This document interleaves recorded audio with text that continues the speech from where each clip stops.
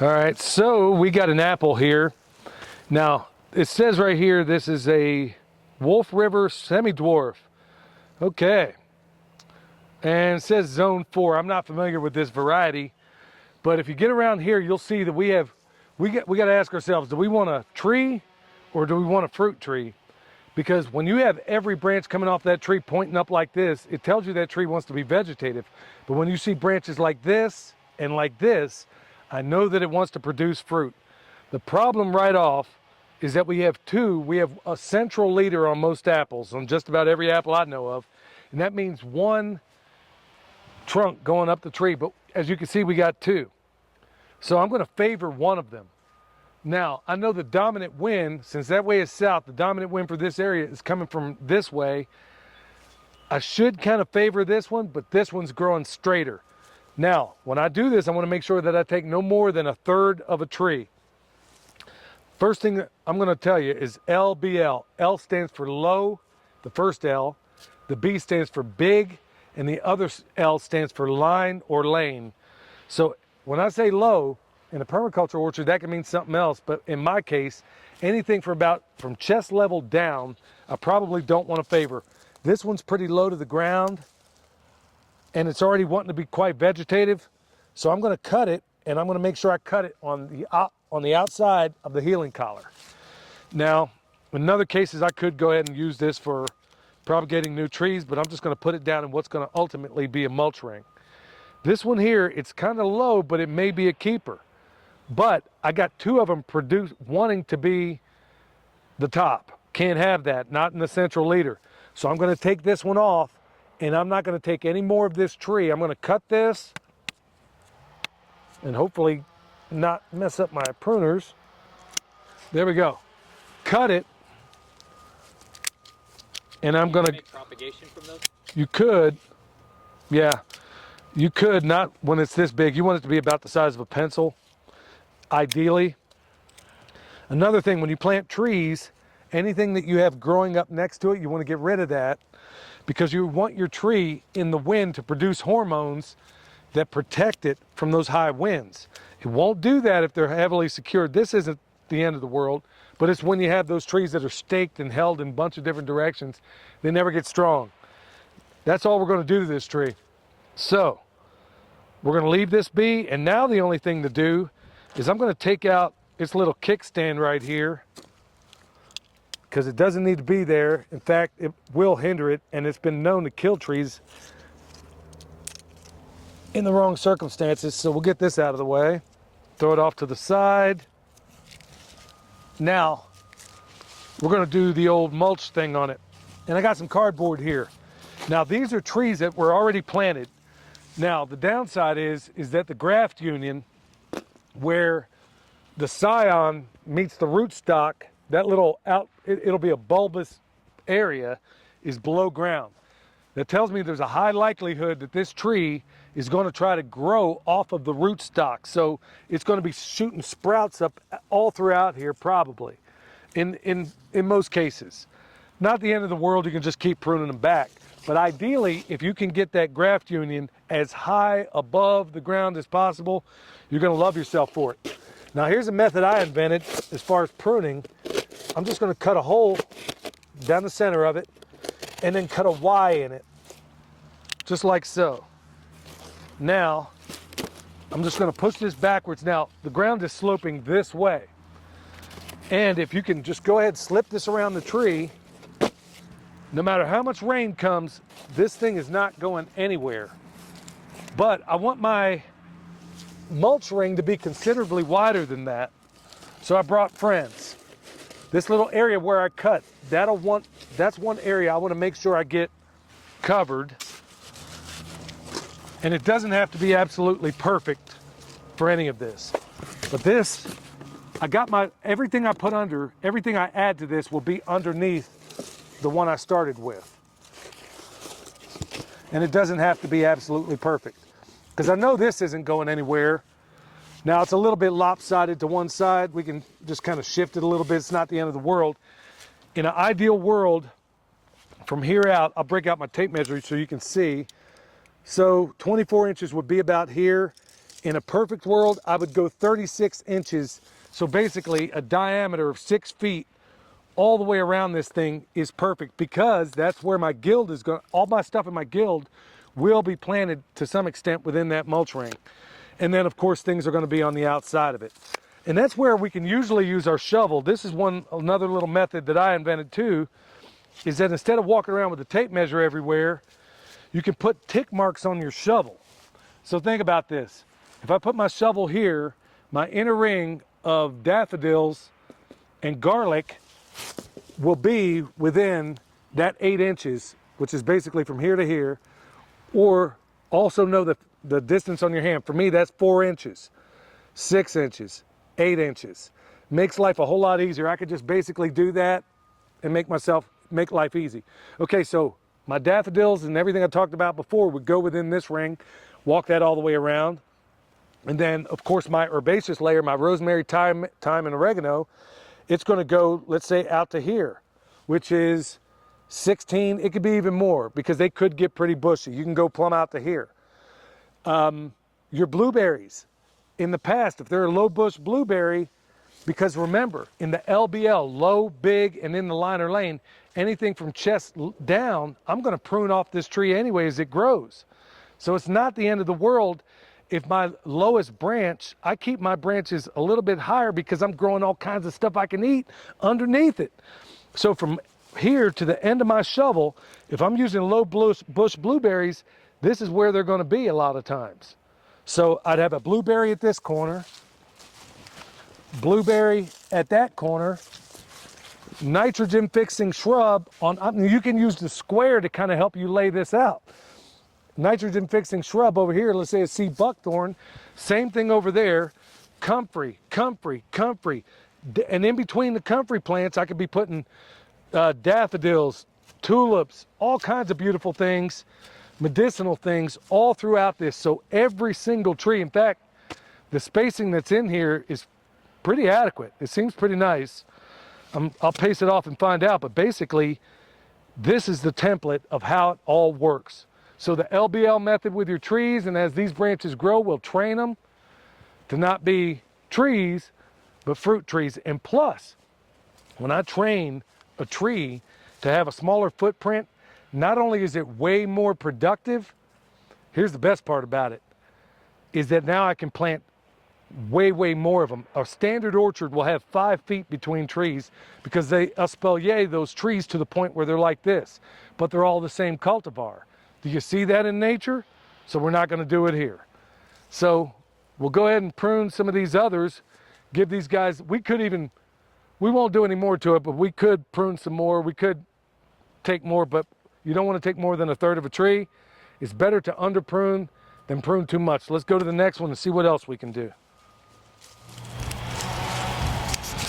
These things are not so, now the downside of pruning this time of year right now, the downside is that we're going to stunt its growth a little for this bit season because it's vegetative. Yeah. If you want to slow a tree down, if it's growing too quick, you want to prune it when it's vegetative. But if you want to encourage growth, prune it when it's not vegetative. So, based on what you know, what do you think you ought to start with? I think we could train some of this one. You think we can still train these? Probably. Yep. We could train maybe that. Leave him. And these are already kind of in the zone. They're looking good, yeah. They look happy. Could we take off the top? Which one? Maybe this guy? That's one I'd take too. Yeah. Yeah. There's no wrong answer. But let him be the main? Yep. You only let need, him be the leader? But ask yourself, which one looks straighter though? Which one looks like it's more vertical or to the center? He's probably a little more vertical to the hillside.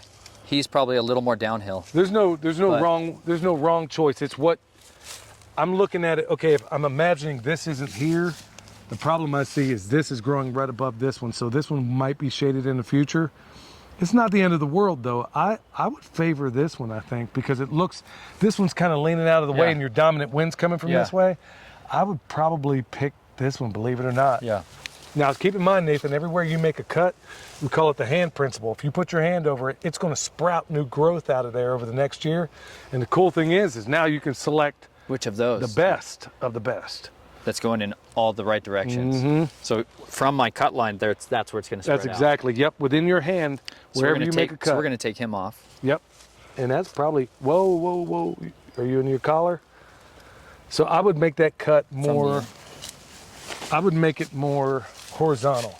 Okay. I wouldn't worry about going.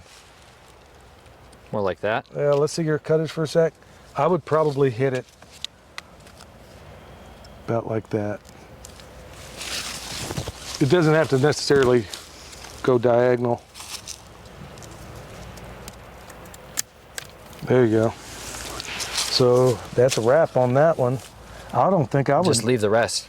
I don't He's think I would better. mess with any more. You could take this. I would take it. Just, yeah, you take him. I would, because it's becoming too vegetative already. Yeah, that's going to be a nice tree.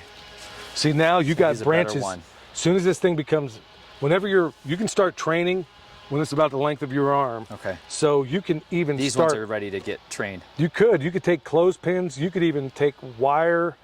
Tell them what you do.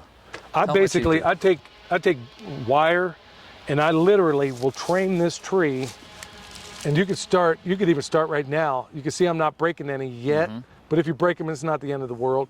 I train them to about like that, and then this one would look like this.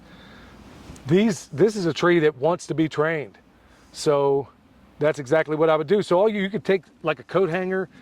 Always use metal. This sounds crazy, but I'm telling you, it's true. A tree can grow into metal and not be harmed at all. But if you use rope, string, or anything else and that tree grows into it, it will kill it. Wow. For some reason, we don't even know why it happens that way. But yeah, this tree, remember, this tree is telling me I want to be fruit. I want to make fruit. So if you were going to a nursery and you got to pick out, this is the stuff you're looking for, as opposed to any of this. No skyscrapers. Yes, when we go to a nursery, we think that just because that tree's big that it's got more. No, you're getting robbed, because for that tree to be in that pot tells me that they had to prune a whole lot of roots to even get it there, and it might very well be root bound. A tree, and I got proof, I got videos even, a tree that is about this high will catch a tree that's this high in a few years, and it'll produce better fruit, it'll be a better tree, more disease resistant, the whole 9 yards. I will always favor a small tree, because it's like raise a child in the way he should go, and when he is old he will not depart from it. Well, it's the same with a tree. Yeah. The earlier you start, the better training it's going to have. This tree is already telling me, I got some really good options. Even the future branches here, they're a little bit vegetative, but I know that I got things I can work with. So when it's all said and done, I'm going to select 12 to 15 of the best branches. And I want it to look like an X-wing fighter. I'm not going to want it perfectly like this or this. If I got lines and rows, I want it to be like this and this. So as I'm walking between this tree and this one here, I don't get slapped in the face with any branches. Or if I'm going in between this and the next row, this one may be a problem in the future, but maybe not, because now I got it trained like this. And he's close. That's right. That's the beauty about all this stuff, is that you're providing the same training.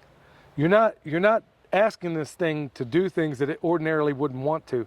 There was a time, like under Francis Bacon and the New Atlantis, where you would look you would look at a lot of the French and Italian gardens and English gardens that came up at about that time, and it was all a matter of how much can man control nature. And it all came from Sir Francis Bacon. There's a lot of other things that came out of that guy as well, but that's where all of this stuff came from. But there are good things that came out of it. Things like certain degrees of espalier, where we find out that if we can just help and train this tree in the right way, it'll produce way more fruit, it'll be way happier, live longer, and not be a problem where it's hindering you going from one tree to the next.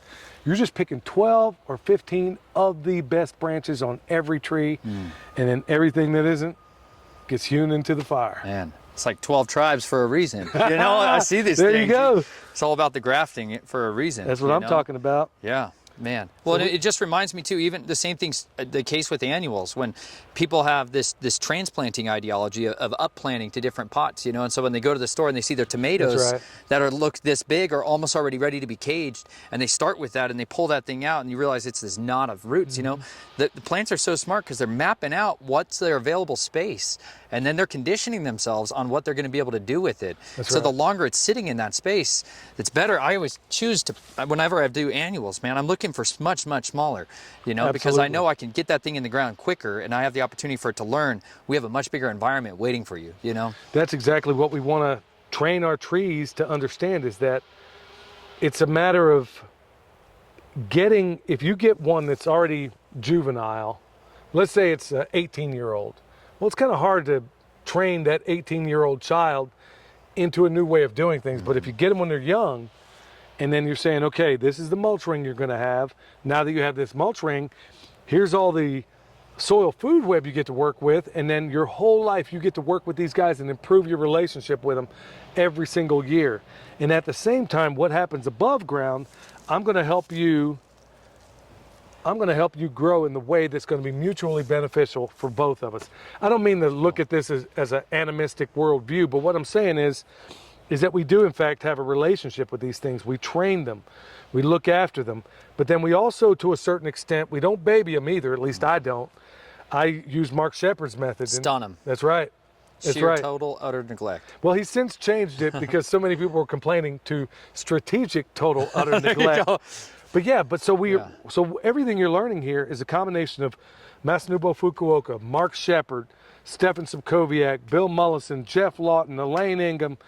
If I were to count them all up, there's probably 15, maybe 20 different people into the method where we've cut and pasted the very best of all these people, at least from our perspective. And we've taken all that and put it into a system that I think works pretty universally. So yeah, we're taking the best of what all these great teachers offer. And we're using the training of Stefan, we're using the understanding of the soil with Elaine, we're using our swales and all the other things that might come into play from Jeff Lawton and Bill Mullison, the relationships of all these things. I mean, it all goes like the fingers of your hand, and it's just a beautiful thing to see it. And it's cool that, you know, things aren't beyond the point where you can make things work with them. And you know what's really cool is when these things get tall enough, and let's say you have a guild under here, and let's just say, okay, now I do want to run my sheep. I want to give them access to this. You can do it on a limited basis. They'll come in here and maybe clean up certain things for you. Maybe you let your chickens in for a day or two. And your chickens are generally going to go after the problem things. Protein too. And that's going to be what they're after. So yeah, man, this is why permaculture truly is my passion, man, because it gets you out of this reductionistic thinking where I just put a tree here, walk away. Yeah. That's not how we do it. Yeah. We put a tree, just like you don't see out here, you don't see anything by itself. So we'll put all the friends it needs. That's it. Beautiful. It's not good for man to be alone, nor is it good for plants to be alone. That's right. You want to do the next one? Okay, so what do you think of this? He's got quite a tilt to him. Which one do you think ought to be your central leader? I'd start there. I think he's probably a bit more vertical. That's my choice too. Yeah, I think he's probably less so because he's coming downhill. So him first. Yep.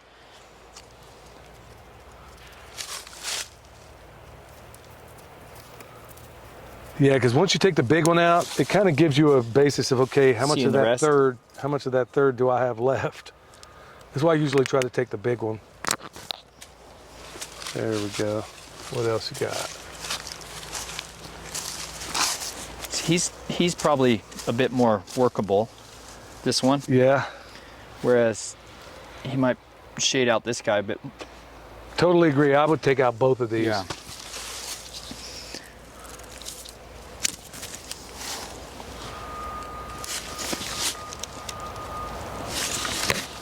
You got a good eye for this. Got a lot to learn. Yeah, it just takes practice. Now this one, like you said, I've done pruning. I've pruned millions of tomato vines. So my world comes through vine language. Trees are the new language I'm trying to learn, though. This one is one we could keep. The problem is now, in a perfect world, we want when we train it. Yeah. when we do don't that, want 90s. we don't want it to go up and down. Ideally, we want it to come off as quickly as possible because that's where you're going to get suckers. Snaps. You're going to get suckers, and that's basically everything growing out of the top. Yeah. This branch is being told to be vegetative right here. So you're going to have suckers, but the cool thing about suckers, like anything coming off the top is considered a sucker. And the reason they call them suckers is because you're going to feel compelled to want to cut them. Do not. Just break them over like that, but leave them attached at the cambium layer. Really? Yes. Whoa. Because now they could still fruit. What? Yes. What? So don't break them. Just leave them at the cambium layer. If you break them, it's not the end of the world, but for every one sucker you cut, 3 are coming back in its place. So Hydro-like. there you go. That's exactly what you got. Now, but it'll still grow off of this? yes. And, yes. and it won't signal to stimulate more? Nope. Oh, But I would, man. as soon as this tree becomes vegetative, I would even start training it like right about now. I would go ahead and start getting this thing trained, and this thing is not going to grow much further than that. In fact, you have your flags. Yeah. I might be able, maybe 2 of them, I could probably get it going. I'll show you exactly what I mean. Yeah. So usually number 12 or, yeah. So I'll show you what I mean by Gauge training. wire. You were about to say something about number 12 or? Yeah, number 12 wire. You can get a roll of it at like a hardware store or a farm store. If you can get that number 12 wire and get a roll of it, you can just kind of cut it into here. I got wire cutters. Well, Okay. actually, I got Yeah. my Leatherman Multi-tool? here. Yeah. I use this thing every single That's it, day. man. Fundamentals. That's right. So, in a perfect world, this works better with the wire, but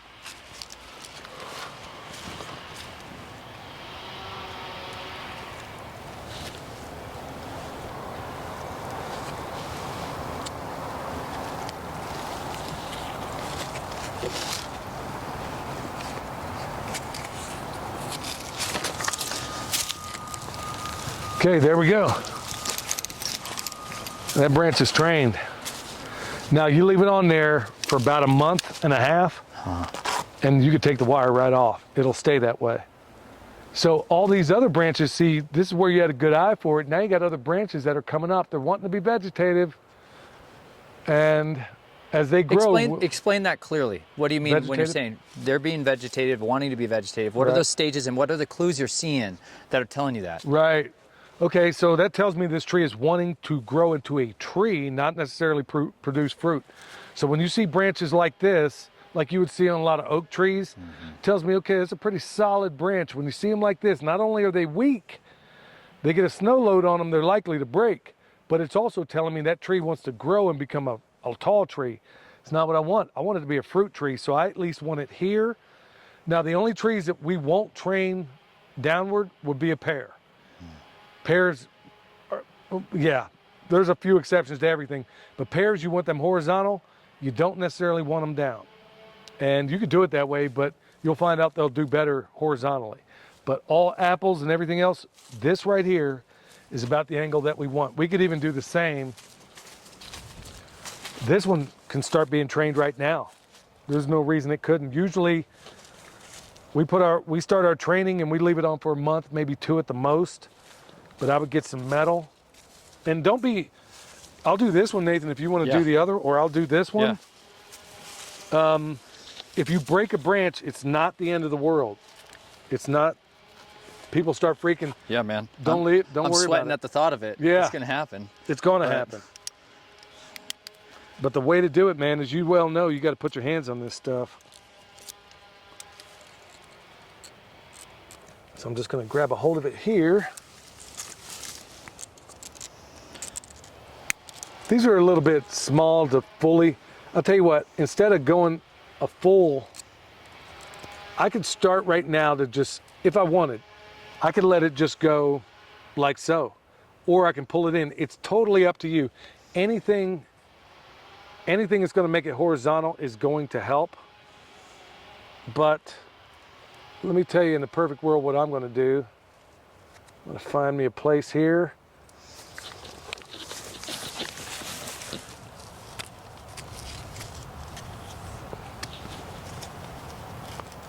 And then you can play with it right there. That's all I got to do. I messed up a little bit of the cambium layer, but as long as you don't screw it up all the way around. On this part? On this side? On this side over here. Yeah. So you try to be gentle. You can. Trying to be a bit gentle? Yeah, well, yes, but it ain't going to be a real problem unless you take it all the way around. If you girdle that tree, you're going to kill it, but I don't think we're there yet.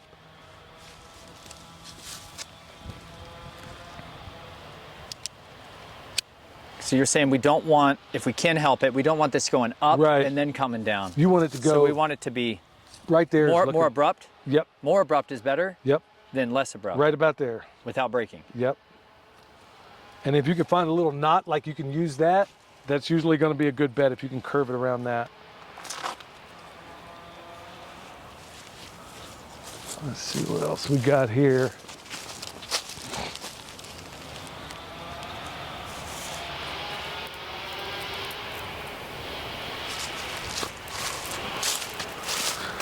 You come back a month or two later, you can check it monthly if you like. Okay. And then this one here would have to be trained later on, but it's not a big deal right now. Not yet to train him? You could.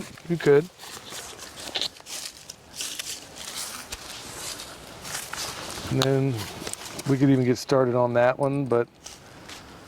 So this is the difference if you buy them already shaped in a way that you know that's the one I want to use. Mm-hmm. This is what helps make an informed buying decision. Informed consent is an important thing, huh, Billy? Right. If I get a tree that has, I know that everybody's looking for the biggest, robust tree. I'm not looking for that. Yeah. I'm looking for one that's as good structure as I can, a small tree, because then I get all the little micro roots and all that stuff, and it's a good chance it's not root bound, and every option tells me that everything tells me it's going to catch up with the bigger tree in no time at all.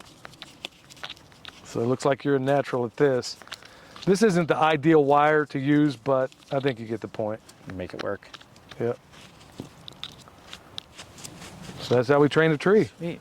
So we're off and running. Now we're doing it. A couple of months from now, you ready to prune this one? Yeah. And then we'll lay out some trees. Let's do it. Okay. You can deal with them later. I still think this one's probably the most vertical, Absolutely. and I think these ones are just kind of coming over. Absolutely. Those would be the ones I'd take too. And these others, I'd leave them because they look like they're almost horizontal, at least the ones down low, but they are low.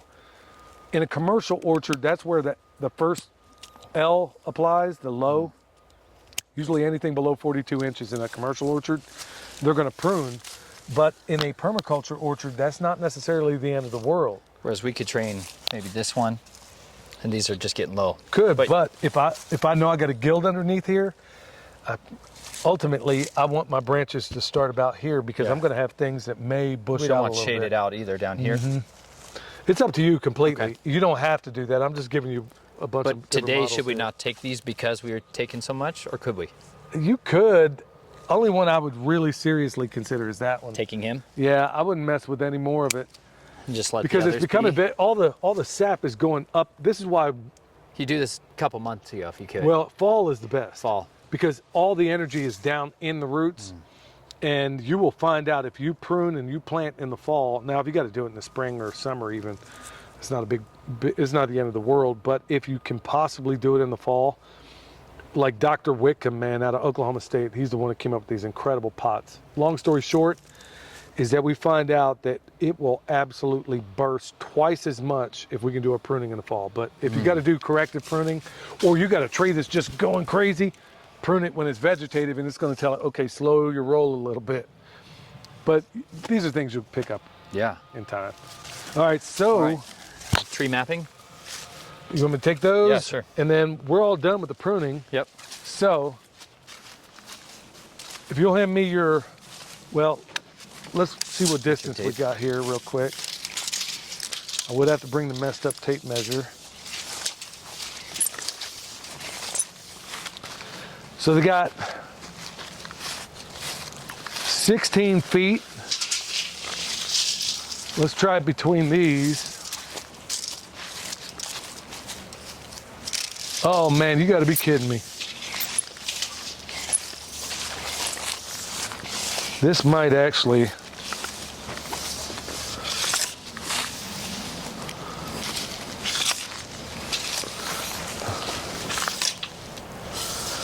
So we're going to call it 26 feet between that and this. That thing is 18, but we got to figure the wheels on it. I think it's 18. You got more. Okay, if this tree wasn't here. Yeah, he's the one that throws it off. This center line kind of throws everything off. But could we neglect it for this one and then set the rest off of it and just act like he's not here? But absolutely. But and that's another reason. If you're going to be using those, the swale's going to be a problem. Yeah. Because you ain't just gonna. You got to stay on track. So they got 16 feet. But maybe more favored the yeoman's plow. We don't really need the swales as much, you know? Well, you don't even need the yeoman's plow if you just do good management. Okay. I suggested the yeoman's plow because we could put extract underneath the ground and everything here, but I just think with good management, you're gonna be all right. Okay. As long as these folks don't do what everybody does where it's better to have not enough sheep than too many. Yeah. So everybody gets over the top and then they wind up having to bring in a bunch of inputs. What do you think a better number would be? What, 5 to maybe 10? Of sheep? Yeah. That tractor, I would just start with one tractor and I wouldn't put any more than, I don't know that I'd start with any more than 4 or 5. Yeah. Just to start with. I mean, that would be more than enough to really correct. And then I would hit them with a chicken tractor not long after. Yeah. Cool thing about those sheep tractors is like with mine, I can use it as a home base. Yeah. And then you could put a net, an electro net and to then get you all run the it like a nooks and chicken crannies. tractor too? Exactly. Yeah. So would you just run the chickens inside that and run your white net on the outside of it with the chickens? I would run I'd make a whole different chicken tractor, like a Justin Rhodes, like the one I got. On wheels. Yeah, I would do a chicken tractor and then put a net behind it and have them go 3 days behind your sheep. And then do compost chicken tractor on steroids style, or no? I wouldn't start off with that. I would just have the chickens just working, following the sheep, just following sheep. I would have them do cleanup. And then if you're going to do chicken tractor, have it a separate area. A completely different area that maybe you want to. Different birds. Yeah, and I would do meat birds in there. Yeah.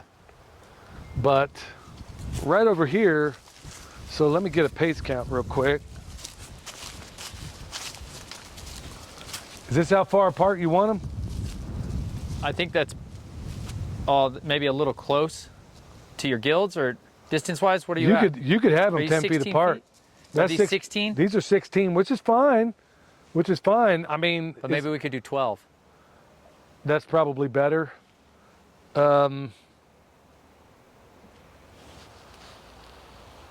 That way your gills are almost touching. 16, let's go. I think 14 would be better. Okay.